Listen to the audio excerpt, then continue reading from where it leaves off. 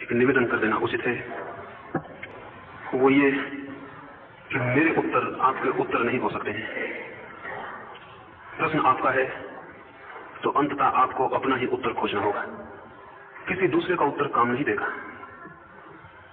लेकिन हम उत्तर खोजने की तलाश में होते हैं, शास्त्रों में खोजते हैं, सिद्धांतों में खोजते हैं, गुरुओं में खोजते हैं और ये आशा रखते हैं कि शायद उत्तर कहीं हमें मिल जाए। लेकिन कभी बाहर से कोई उत्तर नहीं मिलता है। सत्य के संबंध में, आत्मा के संबंध में, परमात्मा के संबंध में कोई उत्तर कभी बाहर से नहीं मिलता। आप कहेंगे कैसी मैं बात करता हूं, शास्त्र भरे पड़े हुए हैं उत्तरों से और पंडितों के मस्तिष्क भरे हुए हैं और हम सब भी छोटे मोटे पंडित तो हैं ही, थोड़ा बहुत जानते हैं, हम सबके मन में भी बहुत उत्तर है। लेकिन स्मरण रखें, उत्तर कितने ही इकट्ठे हो जाएं, प्रश्न समाप्त नहीं होगा, प्रश्न वहीं के वहीं बना रहेगा। उत्तरों का संग्रह हो जाएगा, प्रश्न को उत्तर स्पष्ट नहीं करेंगे। इसलिए कोई कितना ही पढ़े, कितना ही सिद्धांतों को, थियरीज को, आइडियोलॉजीज को समझ ले, इकट्ठा कर ले, सारे शास्त्रों को पी जाए, फिर भी जीवन का उत्तर उसे उपलब्ध नहीं होता है। उत्तर बहुत हो जाते हैं उसके पास, लेकिन कोई समाधान नहीं होता। समाधान न हो तो प्रश्न का अंत नहीं होता है, प्रश्न का अंत न हो तो चिंता समाप्त नहीं होती, चिंता समाप्त न हो तो वो जो चित्त की अशांति है, जो केवल ज्ञान के मिलने पर ही उपलब्ध होती है, उपलब्ध नहीं की जा सकती है। फिर भी मैं आपको उत्तर दे रहा हूं, ये जानते हुए भी कि मेरा उत्तर आपका उत्तर नहीं हो सकता। फिर किस लिए उत्तर दे रहा हूं? दो कारण हैं। एक तो इसी भांति मैं आपको बता सकता हूं कि जो उत्तर आपने दूसरों से सीख लिए हैं वो व्यर्थ है, लेकिन भूल होगी उनको हटा दें और मैं जो उत्तर दूं उन्हें अपने मन में रख लें, ये भी दूसरे का ही उत्तर होगा। तो मैं जो उत्तर दे रहा हूं एक अर्थ में केवल निषेधात्मक है, एक अर्थ में केवल डिस्ट्रक्टिव है। चाहता हूं कि आपके मन में जो उत्तर इकट्ठे हैं वो नष्ट हो जाएं, लेकिन उनकी जगह मेरा उत्तर बैठ जाए, ये नहीं चाहता हूं। मन खाली हो, प्रश्न भर रह जाए, प्रश्न हो, मन खाली हो, जिज्ञासा हो, हमारे पूरे प्राण प्रश्न के साथ संयुक्त हो जाएं, हमारे पूरी श्वास श्वास में प्रश्न समस्या खड़ी हो जाए, तो आप हैरान होंगे, आपके ही भीतर से उत्तर आना प्रारंभ हो जाता है। जब पूरे प्राण किसी प्रश्न से भर जाते हैं तो प्राणों के ही केंद्र से उत्तर आना शुरू हो जाता है। जो भी ज्ञान उपलब्ध हुआ है वो स्वयं की चेतना से उपलब्ध हुआ है। कभी भी इतिहास के किन्हीं वर्षों में, अतीत में या भविष्य में कभी यदि होगा तो वो अपने ही भीतर खोज लेना होता है। समस्या भीतर है तो समाधान भी भीतर है, प्रश्न भीतर है तो उत्तर भी भीतर है। लेकिन हम कभी भीतर खोजते नहीं और हमारी आंखें बाहर भटकती रहती हैं और बाहर खोजती रहती हैं। कुछ कारण है जिससे ऐसा होता है। हमारी आंखें बाहर खुलती हैं इसलिए हम बाहर खोजते हैं। एक फकीर औरत राबिया हुई, उसके बाबत एक कहानी मैं सारे मुल्क में कहता रहा हूं। वो एक दिन सुबह जब सूरज उग रहा था अपने झोपड़े के भीतर बैठी थी। एक यात्री फकीर बायजीद या हसन उसके घर मेहमान था। वो बाहर आया, उसने सूरज को उगते देखा। बड़ी सुंदर सुबह थी, आकाश सुबह की लालिमा से भरा था और पक्षी गीत गाते थे और वृक्षों में ताजगी थी, रौनक थी और ठंडी हवाएं बहती थी। उसने जोर से चिल्लाया, राबिया वहां भीतर क्या कर रही हो, बाहर आओ, बहुत सुंदर सुबह है और बहुत अद्भुत सूरज उग रहा है। एक क्षण सन्नाटा रहा, फिर राबिया ने कहा, क्या उचित न होगा हसन कि तुम ही भीतर आ जाओ, क्योंकि एक सूरज को तुम उगते देख रहे हो जो बाहर है और एक सूरज को मैं भी उगते देख रही हूं जो भीतर है, और तुम्हारा सूरज तो बुझ जाएगा, डूब जाएगा, और मेरा सूरज कभी डूबता नहीं, बुझता नहीं। तो क्या उचित होगा कि मैं तुम्हारे सूरज को देखने बाहर आऊं, यही उचित होगा कि तुम भीतर आ जाओ और उस सूरज को देखो जिसे मैं देख रही हूं। हसन को ख्याल न होगा कि सुबह की सूरज की बात इतनी दूर चली जाएगी, लेकिन राबिया ने ठीक कहा, एक ज्ञान बाहर है, एक प्रकाश बाहर है। अगर आपको गणित सीखनी है, केमिस्ट्री सीखनी है, फिजिक्स सीखनी है, इंजीनियरिंग सीखनी है, तो आप किसी स्कूल में भर्ती होंगे, किताब पढ़ेंगे, परीक्षाएं होंगी और सीख लेंगे। ये लर्निंग है, नॉलेज नहीं। ये सीखना है, ज्ञान नहीं। विज्ञान सीखा जाता है, विज्ञान का कोई ज्ञान नहीं होता। लेकिन धर्म सीखा नहीं जाता, उसका ज्ञान होता है, उसकी लर्निंग नहीं होती, उसकी नॉलेज होती है। एक प्रकाश बाहर है जिसे सीखना होता है, एक प्रकाश भीतर है जिसे उगाड़ना होता है, जिसे डिस्कवर करना होता है। तो जिन प्रश्नों को आप पूछ रहे हैं वो कोई केमिस्ट्री, फिजिक्स, गणित, भूगोल, इनसे संबंधित प्रश्न नहीं है कि कोई उनके उत्तर दे सके। जो आप पूछ रहे हैं वो मनुष्य की उस अंतर चेतना से संबंधित प्राणों की बात है, जिसे खुद के भीतर ही खोदना पड़ता है, श्रम करना होता है और तभी समाधान उपलब्ध होता है। ये आपसे प्रारंभ में निवेदन कर दूं तो फिर मैं जो कहूंगा उसे समझने में आसानी होगी, समझने में, और पकड़ने से बचना हो सकेगा। वो भी छोड़ देने योग्य है जो मैं आपसे कहूं, वो भी जो आपने और सीख लिया है। उचित है कि आप सबसे मुक्त हो जाएं ताकि स्वयं को जान सके। सबसे पहले प्रश्न पूछा है महावीर बुद्ध, गांधी, विनोबा, क्या इनकी शिक्षा हमें आत्मज्ञान देने में सहायक नहीं हो सकती? नहीं, किसी की शिक्षा कभी आत्मज्ञान देने में सहायक नहीं होती। असल में शिक्षा ही आत्मज्ञान से संबंधित नहीं है। शिक्षा नहीं, साधना आत्मज्ञान देती है। शिक्षा नहीं होती आत्मज्ञान की, अन्यथा अब तक दुनिया आत्मज्ञानी हो जाती। हम विद्यालय, विश्वविद्यालय बना सकते, हम विद्यापीठ खोल सकते और वहां समझाया जा सकता और वहां पढ़ाया जा सकता। शिक्षा नहीं होती है धर्म की। और दुर्भाग्य यही है कि हम सारे लोग धर्मों में शिक्षित हैं, इसलिए दुनिया में धर्म के नाम पर अधर्म है। कोई हिंदू है, कोई मुसलमान है, कोई जैन है, कोई ईसाई है। ये शिक्षा का परिणाम है। शिक्षा धार्मिक तो नहीं बनाती, हिंदू बना देती है, मुसलमान बना देती है, ईसाई बना देती है। और तब ये हिंदू और मुसलमान और ईसाई मिलकर धर्म की हत्या करने में संलग्न हो जाते हैं। ये हजारों साल से धर्म की हत्या कर रहे हैं, ये करते रहेंगे जब तक दुनिया में संप्रदाय होंगे, विशेषण होंगे, धर्म के नाम पर अलग अलग संगठन, ऑर्गेनाइजेशन, पॉलिटिक्स होगी, तब तक दुनिया में धर्म के अंकुर के पनपने की सुविधा बहुत कम है। दुनिया में धार्मिक आदमी नहीं पैदा हो पाता, क्योंकि धर्म के नाम से जो अड्डे बने हैं वो मनुष्य के मन को इस भांति से शिक्षित और दीक्षित कर देते हैं कि उसके जीवन में स्वतंत्र विचार की, स्वतंत्र प्रतिभा की, चेतना की, जन्म की सारी संभावना नष्ट हो जाती है। आप पैदा होते हैं और शिक्षा शुरू हो जाती है। शिक्षा शुरू हो जाती है कि आप हिंदू हैं, जैन हैं, मुसलमान हैं। शिक्षा शुरू हो जाती है कि कुरान, बाइबल या गीता परम वचन है, परम सत्य है। शिक्षा शुरू हो जाती है ईश्वर है, आत्मा है, या ईश्वर नहीं है, आत्मा नहीं है। सोवियत रूस में शिक्षा वो देते हैं, ईश्वर नहीं है। 20 करोड़ लोग उन्होंने शिक्षित करने की कोशिश की है नास्तिकता में। दूसरे मुल्क हैं, वहां हम शिक्षित कर रहे हैं लोगों को धर्मों के लिए, उन्हें रटवा रहे हैं, याद करवा रहे हैं। फिर ये बातें हमारे मन में बैठ जाती है, फिर इनको हम दबाने लगते हैं और सोचने लगते हैं यही सत्य है। शास्त्र हमारे भीतर से बोलने लगते हैं और हम सोचते हैं हम बोल रहे हैं। संप्रदाय बोलने लगते हैं, हम सोचते हैं हम सोच रहे हैं। अगर मैं आपसे पूछूं ईश्वर है, तो आपके मन में, अनेकों के मन में उठेगा है। लेकिन आप विचार करना, ये है आपका है या सिखाया हुआ? या आपको समझाया गया है, सिखाया गया है, या आपने जाना? अगर आप ऐसे घर में पैदा हुए हैं, ऐसे धर्म में जो ईश्वर को नहीं मानता, जैसे आप अगर जैन हैं या बौद्ध हैं, तो अगर मैं पूछूं क्या ईश्वर है, तो आपके मन में उठेगा ईश्वर नहीं है, आत्मा ही है। क्यों? क्या आप जानते हैं ईश्वर नहीं है? नहीं, आपको सिखाया गया कि ईश्वर नहीं है। दुनिया में कुछ भी सिखाया जा सकता है और कुछ भी प्रचारित किया जा सकता है, कुछ भी मनों में भरा जा सकता है। अबोध मन बच्चों के होते हैं, कोई भी बात डाली जा सकती है। डाला जा सकता है ईश्वर है, डाला जा सकता है ईश्वर नहीं है। समझाया जा सकता है ईश्वर के 4 हाथ हैं, 4 सिर हैं, या कुछ और समझाया जा सकता है। ये हमारे मन में बहुत गहरे बैठ जाएगा। ये शिक्षा आपको आत्मज्ञान जानने में बाधा हो जाएगी, क्योंकि इसके कारण आप कभी स्वतंत्र चिंतन करने में समर्थ ना होंगे। आपका चिंतन हमेशा इसी शिक्षा से शुरू होगा और इसी शिक्षा को सिद्ध करके समाप्त हो जाएगा। ये पक्षपातग्रस्त मन होगा, ये क्लोज माइंड होगा, ये खुला हुआ मन नहीं होगा। ये खोज नहीं सकता। खोज के लिए खुला और मुक्त मन चाहिए। जानने के लिए, ज्ञान के लिए जंजीरें और दीवारें नहीं चाहिए। जानने के लिए पक्षपात नहीं चाहिए, प्रेजुडिस नहीं चाहिए, कोई मत, कोई सिद्धांत नहीं चाहिए। जिज्ञासा जब मुक्त होती है तो सत्य तक ले जाती है, और जिज्ञासा जब बंध जाती है तो सत्य तक नहीं, केवल मत तक, सिद्धांत तक, संप्रदाय तक ले जाकर समाप्त हो जाती है। अभागे हैं वे लोग जो सिखाए हुए धर्म को ही धर्म समझ के समाप्त हो जाएंगे, और धन्यभागी हैं वे लोग जो उस धर्म को जान सकेंगे जो अनसीखा है और कभी सिखाया नहीं जा सकता, जिसे कोई सिखा नहीं सकता, जिसे अपने भीतर उभारना और खोजना पड़ता है। इसलिए किसी की भी शिक्षा, ये नहीं कहता कि महावीर की या मोहम्मद की या कृष्ण की या क्राइस्ट की, किसी की भी शिक्षा घातक है, शिक्षा नहीं। क्योंकि शिक्षा आती है बाहर से, शिक्षा कोई और देता है, कोई और सिखाता है हमें, और वो शिक्षा हमारे मन में जाती है, स्मृति बन जाती है। तोते की भांति हम उसे याद कर लेते हैं। एक छोटे बच्चे को हम कहें ईश्वर है, वो क्या समझेगा और क्या जानेगा?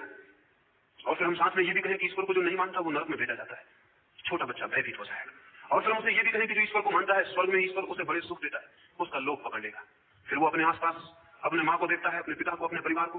वे सारे लोग ईश्वर का झंडा लेकर मंदिरों में जाते हैं, पूजा करते हैं, प्रार्थना करते हैं। बड़े लोग, बच्चे को लगता है सर्वज्ञ है, सब जानते हैं, शक्तिशाली है, क्योंकि बच्चा अगर जरा गड़बड़ करे तो उसका कान पकड़ते हैं, चांटा लगाते हैं, उसे घुटने टिकाते हैं। वो जानता है बड़े शक्तिशाली लोग हैं, बड़े ज्ञानी लोग हैं। अगर ये भी मंदिर में जाते हैं और ईश्वर को मानते हैं तो जरूर ईश्वर है। फिर भय कि अगर ईश्वर को न माना जाए तो नरक है। फिर प्रलोभन कि अगर ईश्वर को माना जाए तो स्वर्ग है। इस सारी स्थिति में ईश्वर है, ये भाव मन में बैठ जाता, ये स्मृति का, मेमोरी का हिस्सा हो जाता। फिर जब भी कोई उससे पूछेगा, जब वो बड़ा हो जाएगा, बार बार पुनरुक्त होने से ये संस्कार, ये कंडीशनिंग उसके भीतर बैठ जाएगी। जब भी प्रश्न आएगा ईश्वर है, तो वो कहेगा है। और अगर जरूरत पड़े तो इस ईश्वर को वो अपनी जान भी गंवा सकता है या दूसरों की जान भी ले सकता है। ईश्वरवादी करते रहे। ये धार्मिक लोग बहुत खतरनाक लोग हैं, इनके नाम पर बहुत खून है। ये तथाकथित मंदिर और मस्जिद की पूजा करने वाले लोग जितना पाप किए हैं जमीन पर उतना कोई भी नहीं किया। इन्होंने बहुत हत्याएं की हैं, बहुत आग लगाई है, बहुत बच्चे काटे हैं, बहुत स्त्रियों की इज्जत लूटी है, बहुत धन बर्बाद किया है। इनके नाम पर बहुत पाप है। ये वही लोग हैं जिनके दिमाग में विचार बिठा दिया, विचार इतना परिपक्व हो जाता है, उनके अहंकार को इतना पकड़ लेता है कि उस विचार को धक्का लगे तो वो समझते हैं मुझे धक्का लगा। अगर कोई कहते ईश्वर नहीं है तो लकड़ी लेकर, तलवार लेकर खड़े हो जाएंगे। ईश्वर की रक्षा का जिम्मा उनके ऊपर है। कहते तो वही है ईश्वर सबका रक्षक है, लेकिन दिखाई ये पड़ता है ईश्वर की रक्षा भी उनके भक्त करते रहते। मंदिरों पर तालों की जरूरत है और सिपाहियों की, और संप्रदायों को तलवारों की, बंदूकों की जरूरत है, और संप्रदायों को भी फौजों की जरूरत है, उनको भी राज्यों की जरूरत है, राजनीतिज्ञों के और राजाओं के सहारे की जरूरत है, तब सब काम फैलेगा। सारे धर्म ये सीखी हुई बातें ज्ञान तो नहीं लाती, मनुष्य के अज्ञान की जो पीड़ा है उसको नष्ट कर देती है। अगर कोई हमें न बताया जाए कि ईश्वर है या नहीं, अगर कोई सिद्धांत हमें न दिखाया जाए, अगर किसी संप्रदाय में हमें दीक्षित न किया जाए, तो आज नहीं कल हमारे जीवन में समस्याएं और प्रश्न, दुख और पीड़ा, अज्ञान हमें वेदना शुरू कर देंगे, वे हमें पीड़ा देना शुरू कर देंगे। उनकी चिंता हमें सताने लगेगी और हमें लगेगा क्या है इस जीवन का अर्थ, क्या है प्रयोजन, क्यों है हम, क्यों है हमारी सत्ता, कौन हूं मैं। ये प्रश्न किसी के सिखाने के नहीं है, ये तो जीवन की पीड़ा और जीवन का अनुभव उठा देगा। और जब कोई बंधे बंधाए उत्तर न हो तो फिर क्या करेंगे? बंधे बंधाए उत्तर, रेडीमेड उत्तर बड़े खतरनाक है। समस्या उठती है, उत्तर वहीं के वहीं तृप्त कर देता है कि ईश्वर तो है, भाग्य तो है, ईश्वर ने सब लीला कर रहा है, उसकी लीला से ये सब हो रहा है। अगर गरीब है तो पुराने जन्मों के कर्मों से गरीब है, और अगर अमीर है तो पिछले जन्मों के पुण्यों का फल। सारी बातें तैयार है, कोई भी समस्या उठती है सब उत्तर तैयार है। इसलिए कोई भी समस्या जीवन को कपा नहीं पाती, जीवन को पीड़ा नहीं दे पाती, जीवन में संताप और चिंता नहीं पैदा कर पाती, जीवन में घबराहट, एक बेचैनी, एक अशांति, खोज की एक प्यास पैदा नहीं हो पाती, क्योंकि शिक्षा बंधे बंधाए उत्तर दे देती है और मामला समाप्त हो जाता है। उदार उत्तर वास्तविक प्रश्न की छाती पर बैठ जाते हैं और नष्ट कर देते हैं। समस्या होना जरूरी है, समाधान से ज्यादा महत्वपूर्ण समस्या है, उत्तर से ज्यादा महत्वपूर्ण प्रश्न है, बंधे बंधाए शास्त्रों से ज्यादा महत्वपूर्ण स्वयं की समस्या है। मगर शास्त्र उसकी हत्या कर देंगे। एक पीड़ा उठेगी मन में कि मैं जानूं कि मैं कौन हूं, क्यों, और उत्तर तैयार है, वो इस पीड़ा को पहुंच के समाप्त कर देंगे और कहेंगे क्या जानने की बात है। महावीर सर्वज्ञ हुए, उन्होंने सब बता दिया है, बुद्ध भगवान हुए, उन्होंने सब बता दिया है, मोहम्मद पैगंबर थे, खुदा थे, उन्होंने जो कह दिया उसके आगे कुछ कहने को नहीं, सब लिखा है, पढ़ लो, समझ लो, याद कर लो, जानने की तुम्हें क्या जरूरत है। दुनिया भर के बुद्धि के लिए कुछ ठेकेदारों पर हमने सब जिम्मा छोड़ दिया है और हम सोचते हैं उन्होंने हमारे लिए सब चिंतन कर दिया और सब जान लिया। इस भांति अगर हम अबुद्धि में घिर गए हों और अगर अज्ञान में खड़े रह गए हों तो कोई और जिम्मेवार नहीं है, जिम्मेवार हम हैं, जिम्मेवार मैं हूं, जिम्मेवार आप हैं। हम अपनी बुद्धि को उधार दिए हुए, और इसी को हम कहते हैं शिक्षा। नहीं, धर्म के लिए कोई शिक्षा नहीं होती, साधना होती है। धर्म के लिए उत्तर नहीं होते, प्रश्न होते हैं। धर्म के लिए समाधान नहीं होते, समस्या होती है। समस्या में जीना जरूरी है और दूसरों के उत्तरों को फेंक देना जरूरी है। अपनी समस्या में जिए, अपनी समस्या में, और तब आप पाएंगे कि कठिन है, तपस्या है। अपनी समस्या में जीना बड़ी कठिन बात है, अपने प्रॉब्लम के साथ जीना बड़ी कठिन बात है, क्योंकि वो चैन न लेने देगा, वो कांटे की तरह चुभेगा, वो प्राणों में सूल की भांति बिला रहेगा। जब तक कि उत्तर ना आ जाए तब तक वो सताएगा, तब तक वो पीड़ा देगा, और वो पीड़ा आपको उठाएगी, वो पीड़ा आपको खोज में भेजेगी, वो दुख आपको दुख के निरोध के मार्ग पर ले जाएगा। लेकिन हम तो सब शिक्षित लोग हैं, हम तो सब जानते हैं, हम तो सब शास्त्रों से भरे हैं। यही तो पीड़ा है, यही तो कठिनाई है, यही तो बड़ी बाधा है। एक जगह में गया था, एक छोटे बच्चों का अनाथालय था, और वहां मुझे उन्होंने कहा कि मैंने धर्म की शिक्षा देते। मैं थोड़ा चौंक जाता हूं जब कोई कहता है धर्म की शिक्षा। फिर पीछे शिक्षा आयोग बैठा हुआ है, उन्होंने मुझे बुलाया, कुछ गलती से बुला लिया होगा, वो धर्म की शिक्षा देने के लिए विचार करते थे, मुझे भी भूल से उन्होंने बुला लिया। वो कहने लगी धर्म की कैसी शिक्षा दी जाए आप बताइए। मैंने कहा मैं तो ये चाहता हूं कि धर्म की जितनी शिक्षा दी गई है वो छीन ली जाए, दुनिया में सारे लोगों के मस्तिष्कों से धर्म अलग कर दिए जाए, मस्तिष्क मुक्त हो, मनुष्य सोच सके, इसकी कृपा करें। और वो तो विचार करने बैठे थे गीता कैसे पढ़ाई जाए, स्कूल में कुरान कैसे पढ़ाया जाए। ये दुनिया गड़बड़ नहीं होनी चाहिए, लेकिन जिसको आप धर्म की शिक्षा कर रहे हैं वो हजारों साल से दी जा रही है। वे किताबें और ग्रंथों में बातें हजारों साल से लोगों को रटाई जा रही है, और दुनिया इससे बदतर और क्या हो सकती जो है, इससे ज्यादा करप्टेड, इससे ज्यादा सड़ी हुई कोई समाज, कोई संस्कृति, कोई सभ्यता हो सकती है जो हमारी है। 5000 साल के बाद हम कीड़े मकोड़ों की तरह जी रहे हैं। 5000 साल की शिक्षा के बाद भी वही हिंसा, वही घृणा, वही एक दूसरे की छाती पर छुरा भोंक देने की इच्छा, वही सब हमें मौजूद है। कोई फर्क नहीं पड़ा, मनुष्य वैसी का वैसा है। और फिर भी आप ख्याल करते हैं कि शिक्षा दें और गीता पिलाएं और कुरान और बाइबल और इनको सिखाएं। तो बहुत आश्चर्यजनक है। उस बच्चों के स्कूल में मैं गया, वहां भी मैं परेशान हुआ। उन्होंने कहा हम धर्म की शिक्षा देते। मैंने कहा कि ये बात ही अजीब लगती है, फिर भी मैं समझूं क्या शिक्षा देते। उन्होंने कहा हम बच्चों को सब बातें सिखाते हैं, आप कुछ भी पूछिए ये उत्तर देंगे। मैंने कहा आप भी पूछे, मैं सुनूं। उन्होंने पूछा आत्मा है? उन सारे बच्चों ने हाथ उठा दिए कि है। छोटे छोटे बच्चे, मुझे बड़ी दया मालूम होने लगी, ये तो बड़ा अनाचार हो गया। छोटे छोटे बच्चे जिन्हें आत्मा का कोई पता नहीं, वो कहने लगे है, ये बूढ़े हो जाएंगे और हाथ इनके ऐसे हिलते रहेंगे और ये कहेंगे है, और इन्हें कुछ भी पता नहीं, इन्हें कुछ भी पता नहीं। वो बचपन में सिखाया गया ख्याल बुढ़ापे तक हाथ हिलाते रहेंगे, ये क्या है। जब भी कोई पूछेगा आत्मा है, ये हाथ उठा देंगे। उन बच्चों को देखता हूं, आपको देखता हूं, कोई बहुत फर्क थोड़ी पाता हूं। तो मैंने उनसे कहा ये आत्मा कहां है? उन सारे बच्चों ने हृदय पर हाथ रख दिया। उन्होंने कहा यहां। मैंने एक छोटे से बच्चे से पूछा क्या तुम्हें पता है कि हृदय कहां है? उसने कहा ये तो हमें बताया नहीं गया। हम भी अगर आपसे पूछें आत्मा कहां है, आपके हाथ उठेंगे और हृदय पर चले जाएंगे। आप जानते हैं इसको मनोवैज्ञानिक कंडीशन रिफ्लेक्स कहते हैं। पावलोव नाम का एक विचारक हुआ रूस में, उसने कुत्तों पर बड़े प्रयोग किए। वो कुत्तों को खाना, अगर आपके पास भी कुत्ते हैं, कई के पास होंगे, पश्चिम के प्रभाव में कई के पास आ गए, आदमी से नाता टूटता जाता है, कुत्ते से जुड़ता जाता है। तो पावलोव के पास बहुत कुत्ते थे, उसने कुत्तों को खाना देता था। खाना रखते थे, उनके मुंह से लार टपकने लगती थी। पावलोव ने एक काम किया, जब खाना देता था तभी घंटी भी बजाता था। खाना चलता, घंटी बजती, कुत्तों के मन में घंटी और खाने के बीच संबंध जुड़ गया। कुछ दिनों तक ऐसे चला, महीने 2 महीने, फिर पावलोव ने रोटी देनी बंद कर दी, फिर घंटी बजाई, कुत्तों की लाट पकड़ने लगी। ये है कंडीशन रिफ्लेक्स, एक आदत हो गई। आपसे पूछे आत्मा है, आप कहते हैं फिर हिल जाता है। ये कंडीशन रिफ्लेक्स है। ये कुत्ते घंटी की आवाज पर लाट टपका रहे हैं। आपसे पूछे आत्मा कहाँ है, हाथ यहाँ चला जाता है। ये कंडीशन रिफ्लेक्स है। ये केवल एक आदत है जो बार बार दोहराने से पैदा हो जाती है। इसमें कोई मामला नहीं है, कोई ज्ञान नहीं है। आपसे आपके मन में उठता है कि परमात्मा को ऊपर आकाश की तरफ देखने लगे, आप पागल हो गए। परमात्मा छप्पर की तरफ है कि नीचे है कि आसपास है, लेकिन जब भी कोई आदमी प्रार्थना करता है तो ऊपर की तरफ हाथ उठाता है। ये कंडीशन रिफ्लेक्स है। ये ख्याल बैठा दिया गया दिमाग में कि परमात्मा ऊपर है। क्यों? नीचे क्यों नहीं है? दाएं बाएं क्यों नहीं है? ऊपर क्यों है? एक मुसलमान है तो काबा की तरफ हाथ जोड़ कर खड़ा हो जाता है, एक हिंदू है तो सूरज की तरफ हाथ जोड़ कर खड़ा हो जाता है। ये सब कंडीशन रिफ्लेक्स सिखाई गई बातें हैं। ये कोई ज्ञान नहीं है। स्मृति में कुछ बातें डाली जा सकती है, बिठाई जा सकती है, बैठ जाने पर वो सक्रिय हो जाती है और फिर व्यक्ति उन्हीं के घेरे में जीवन भर घूमता रहता है, उनसे कभी मुक्त नहीं हो पाता। धर्म का ज्ञान, धर्म का अनुभव किन्हीं की शिक्षाओं से नहीं होता, वरन सबकी शिक्षाएं छोड़ देने से होता है, सबके शास्त्र भूल जाने से होता है। जो भी सीखा है उसे अनलर्न करना होता है, उसे भूलना होता है, छोड़ना होता है। मेरे पास लोग आते हैं, वो पूछते हैं तुम क्या करें? मैं कहता हूँ कृपा करें, कुछ थोड़े भूलने की कृपा करें, कुछ दया करें, थोड़ा भूले। आप काफी जानते हैं, इस जानने को थोड़ा छोड़े, थोड़े अज्ञानी बने, थोड़ा ज्ञान से मुक्त हो। अज्ञान बड़ी अद्भुत बात है, ज्ञान नहीं, क्योंकि झूठा ज्ञान जो वस्तुतः आपने नहीं जाना है वही सुसाइडल सिद्ध होगा, वही आत्मघाती सिद्ध होगा। नहीं, छोड़े उस ज्ञान को जो आपने नहीं जाना। कभी किसी क्षण में विचार करते हैं, किसी एकांत क्षण में, किसी मौन क्षण में कभी सोचा है कि क्या मैं जानता हूं? परमात्मा, आत्मा, स्वर्ग, नरक, भाग्य, प्रारब्ध, पुनर्जन्म, क्या मैं जानता हूं? बहुत से प्रश्न इसी संबंध में। ये प्रारब्ध होता है या नहीं? पुनर्जन्म होता है या नहीं? अगर भाग्य सत्य है तो फिर हमारे करने से क्या होगा? कितनी योनियां होती हैं? 84 करोड़ होती हैं या कितनी होती है? ये सब प्रश्न है। थोड़ा विचार करें, इसमें से क्या आप जानते हैं? अगर मौन क्षण में थोड़ा भी समझने की कोशिश की तो ख्याल में आएगा ये सब सिखाया गया है, ये हमारा जानना नहीं है। फिर जो सिखाया गया है उसको ही जानने की तरह जो ढोता है वो बोझ ढो रहा है। इस बोझ को उतार दें, हल्के हो जाएं। जिसे वस्तुतः ज्ञान को पाना है उसे सबसे पहले झूठे ज्ञान को छोड़ना पड़ता है। जिसे ज्ञान पाना है उसे सबसे पहले झूठे ज्ञान को छोड़ना पड़ता है, सीखे हुए ज्ञान को छोड़ना पड़ता है। बड़ी पीड़ा होगी, क्योंकि अहंकार टूटेगा जैसे कोई प्याज को छीलता हो और एक एक परत उसकी उखाड़ता जाता हो। ऐसे आपको लगेगा जैसे कोई हमारे सारे अहंकार को छील रहा है, एक एक परत खींच के निकाल रहा है, और जैसे प्याज को उखाड़ते उखाड़ते आखिर में कुछ भी हाथ नहीं आता। वैसे आपके ज्ञान की स्थिति है।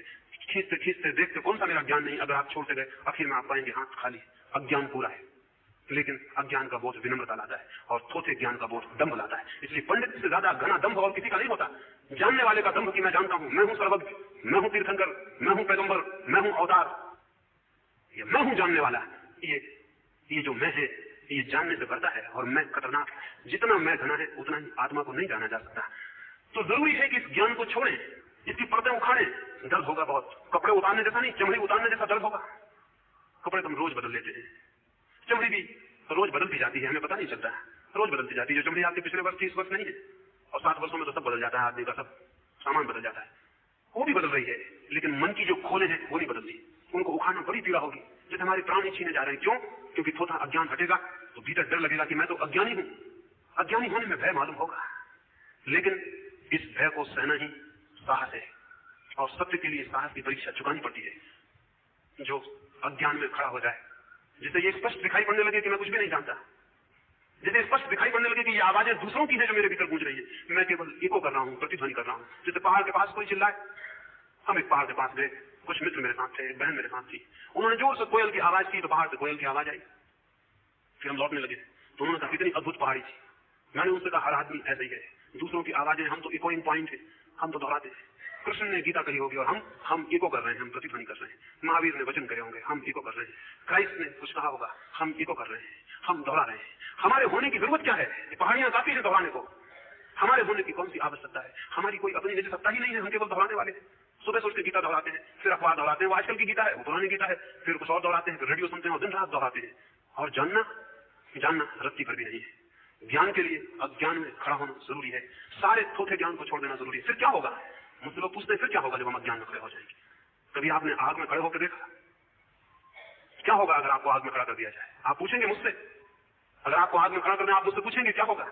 नहीं, पूछने की आपको फुर्सत नहीं होगी, आप कूदेंगे और आग के बाहर हो जाएंगे। अज्ञान की अग्नि और भी ज्यादा पीड़ादायी है, और भी ज्यादा पीड़ादायी, और भी जलाने वाली, लेकिन थोथा ज्ञान बचाए रखता है उस पीड़ा से। अज्ञान में खड़े हो जाएं और देखें आप में क्रांति घटित होगी।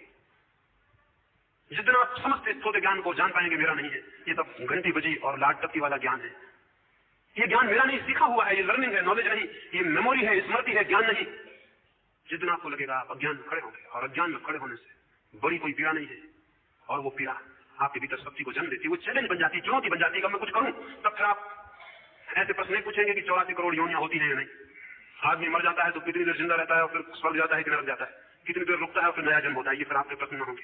तब आपकी समस्या कुछ और होगी, कुछ और। मैंने सुना है तिब्बत में था एक मिलरेपा नाम का एक फकीर, एक व्यक्ति उसके पास गया, रिवाज था कि जो भी जाए वो 3 बार परिक्रमा करे गुरु की, फिर 3 बार नमस्कार करे झुक के, फिर निवेदन करे समय पाकर अपने प्रश्न को। बहुत से शिष्य इकट्ठे थे, एक नया शिष्य पहुंचा मारपा, उसने ना तो 3 चक्कर लगाए मिलरेपा के, न 3 बार झुक के प्रणाम किया, जाया गया, जोर से गुरु के कंधे पकड़ लिए और कहा कि मुझे कुछ पूछना है। गुरु ने कहा कैसे ना समझो, कैसे अशिष्ट, तुम्हें यह भी पता नहीं कि अभी मैं दूसरों को उत्तर दे रहा हूं, तुम्हें यह भी पता नहीं कि 3 परिक्रमा लगानी चाहिए, 3 बार प्रणाम करना चाहिए। उसने कहा सब मुझे पता है, लेकिन जो आग में खड़ा हो वो औपचारिकता नहीं निभा सकता। मैं बाद में परिक्रमा लगा लूंगा 3 की जगह 300 और 300 बार पैर पढ़ लूंगा, लेकिन कृपा करें अभी मुझे कुछ पूछना है उसकी बात कर लें, क्योंकि आप भी शायद मुझे विश्वास न दिला सकेंगे कि अगर 3 चक्कर लगाते वक्त में मर गया बिना जाने तो जिम्मा किसका होगा, मेरा या आपका। और अगर 3 बार पैर पड़ते वक्त में समाप्त हो गया और मेरी सांस टूट गई और मैं बिना जाने मर गया तो कौन होगा इसका जिम्मेवार, मैं या आप? मिलरेपा ने कहा ऐसे लोग मुश्किल से आते हैं जो आग से घिरे हो, और जब कोई ऐसा व्यक्ति आता है जिसमें ऐसी प्यास हो, ऐसी पीड़ा हो, तो असल में उसे किसी के पास आने की जरूरत ही नहीं, उसकी पीड़ा ही, उसकी प्यास ही उसके लिए द्वार बन जाएगी। जब कोई प्यासा होता है तो सरोवर की तरफ खोज अपने आप शुरू हो जाती है।